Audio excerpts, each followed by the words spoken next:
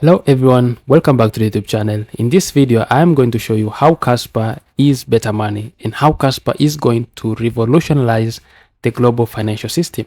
Now, before we go ahead on to how Kaspa is going to do all of this, we have to really understand the history of money, the different forms of payment system that came about until we reached this current fiat system that we are using.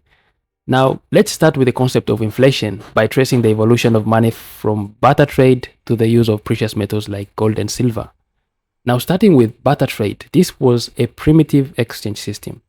In the earliest human societies, trade operated on a barter system, meaning people exchanged goods and services directly.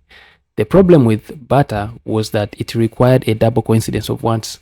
Both parties had to need what the other offered. For example, if I had to offer meat and you wanted milk, we need to have a double coincidence of wants, meaning that you needed to want what I had, or you needed to need what I really offered, and I also needed to want what you actually were offering. As societies grew, this system became inefficient and leading to the adoption of commodities as a medium of exchange.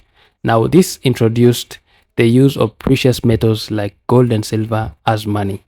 So to solve barter inefficiencies, societies began using gold and silver as a standard for trade. These metals were valuable because they were scarce, durable, divisible, and widely accepted.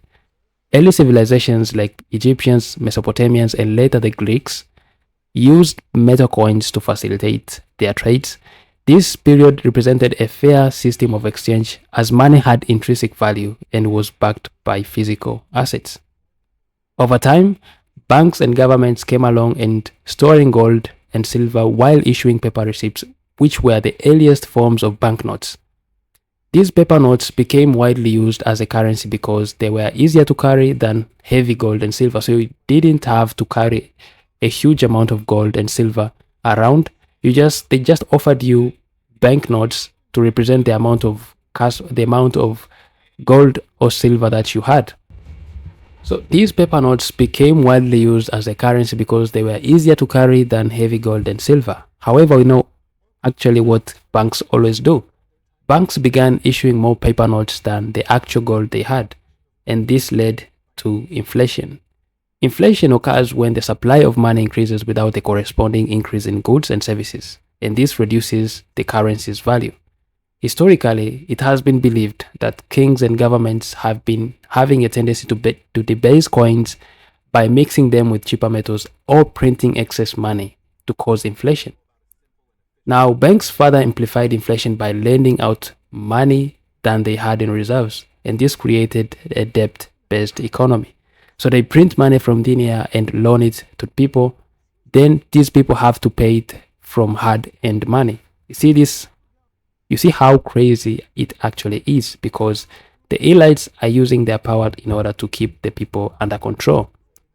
Now, in history, it has been shown that from the history that I used, it has been shown that the best mode of payment was when society used silver and gold, because these commodities were backed by physical assets. When they started issuing banknotes and started using paper money, that's when everything went down. But before they started using it, silver and gold were the perfect forms of payment. Now, the issue was also gold was not used in normal day-to-day activities. It was silver that was considered as people's money. Silver was more abundant and affordable, making it easier for common workers, merchants, and farmers to use in everyday transactions. Unlike gold, which was often hoarded by elite and central banks, silver circulated widely among normal people. So we can see this in ancient Rome, the denarius, a silver coin which was the backbone of the Roman economy. Soldiers, merchants, and workers were paid in silver, not gold. Gold was mainly used for large trade deals, land purchases, and wealth storage. Workers were paid in silver because gold was too valuable for small transactions. A lot of bread, a lot of clothing, and tools could be easily bought with silver coins, while gold was too expensive for daily use. Now, this leads me to the current digital system that we have, the cryptocurrency system. We see what is happening with Bitcoin and what is happening with Kaspa. We can see that Kaspa is considered as digital silver. I know most of the people in the community, most of the people in the Kaspa community don't want to be tied to the concept of digital silver so much, because Kaspa has proven to outgrow this narrative. But when we consider the history of money and how this digital currency system came about into existence, we have to also consider the ancient times when silver and gold were used as the modes of payment. And we can consider Kaspa as silver back in the days. And Kaspa or silver is going to be considered the same way as people considered it in the past as the people's money, because it is abundant. It is the currency that is going to be circulating widely among people. Now we can see what is happening with Bitcoin. Bitcoin is now considered as a store of value.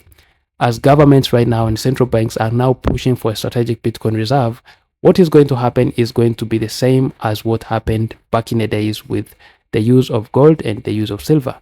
They are going to be storing Bitcoin as a store of value. They are going to use it as a reserve asset. But what is going to be used in day-to-day transactions is going to be Kaspa, because Kaspa has features of silver. It is widely abundant. It can be used by merchants. It can be used by common workers. And it is also difficult to manipulate Kaspa. It is very difficult to manipulate Kaspa because gold has historically been proven to be considered as a commodity for the elites.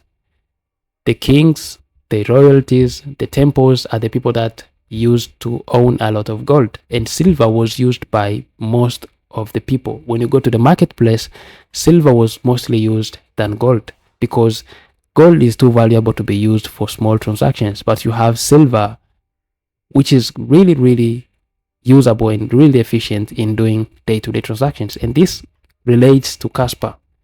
This relates to Kaspa because Kaspa is going to revolutionize the global financial system by providing a monetary system that is very efficient, has similar values and similar fundamentals to gold, which is Bitcoin, but it scales Bitcoin in a way that it can be used in day-to-day transactions.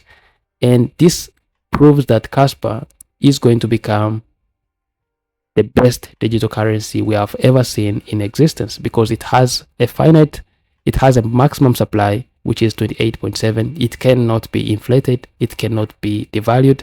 So the amount of Kaspa is fixed. That gives it the feature of precious metal, because it has to be scarce, it has to be durable, and it has to have an intrinsic value, which Kaspa achieves all of the things that I've mentioned.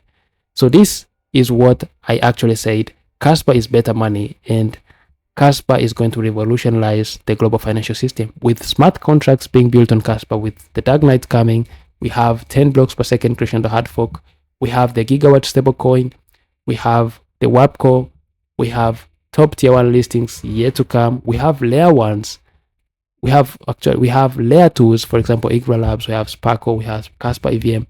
Projects coming to build on Kaspa, it's going to really rise massive adoption, and this is going to be really effective because Kaspa is going to be used as silver. I know most people don't want this narrative, but it is actually the narrative that Kaspa is actually going to be, because it's going to be used in normal day-to-day activities, and that is what actually is going to give the value to Kaspa. So let me know your thoughts in the comment section. Let me know what you think about the value of Kaspa, and is it going to achieve the silver status of being considered as the people's money, or is it going to be otherwise? Let me know in the comments, and don't forget to hit the like if you like the video. Don't forget to subscribe. We are currently progressing well, and thank you everyone for your support.